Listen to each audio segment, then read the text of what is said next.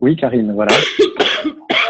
Moi, j'avais envie de poser une question qui est peut-être très, je dirais, un sujet, enfin une façon en tout cas de travailler un peu différente. Justement, les nouveaux modèles de management, etc., qui sont l'agilité, par exemple. Et j'aurais voulu Ouais.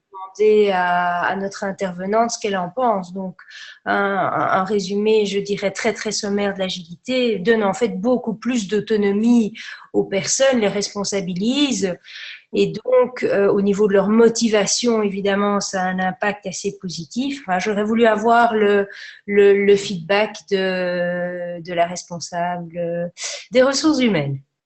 Bah, en fait, vous faites bien en parler parce que on a une expérience chez Canal en fait. Alors chez Canal, attention, moi je suis partie il y a plus d'un an et demi, donc je ne sais pas du tout où ça en est aujourd'hui, mais je peux vous raconter de Désolé, quoi. on a eu un petit souci Ah, de coupure. Voilà, ça y est, c'est bon. donc, Greg, je te dis juste une chose, Greg. Du coup, comme on était encore en ligne, il y a Karine qui vient de poser une question à Valérie et Valérie était en train de commencer à répondre. Parfait. C'était sur Ok, pardon. l'agilité, en fait, hein, du management, enfin la méthode agile. Voilà, la méthode agile. Donc, en fait, effectivement, on a fait une transformation de l'ensemble de la DSI de Canal sur la base de la méthode agile. Et on commençait à former les métiers, et notamment les métiers liés aux abonnements et aux commerciaux quand je suis partie. Donc, je ne sais absolument pas aujourd'hui où ça en est, mais ce que je peux vous expliquer, c'est comment on a travaillé sur la transformation de la DSI. Et effectivement, la méthode agile, elle est juste extraordinaire pour ça parce qu'on travaille sur des temps courts. Donc, du coup, on a vraiment le résultat pour les équipes immédiat. Donc, en termes de compréhension de son utilité, alors là, on est au top.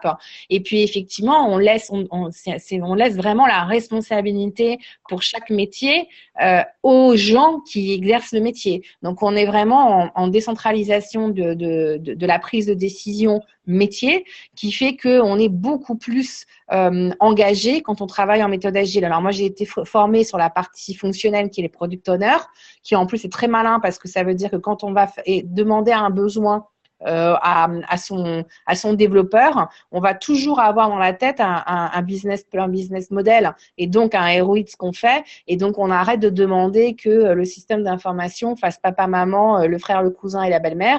Et on est vraiment dans l'usage et dans l'utilité. Donc, pour un collaborateur qui travaille en agile, on est vraiment dans quelque chose qui représente une utilité totale et on est dans ce que je fais, ça impacte et je le vois et je le maîtrise. Donc, à 100% pour. Et en plus, on peut le faire clairement sur des métiers hors IT.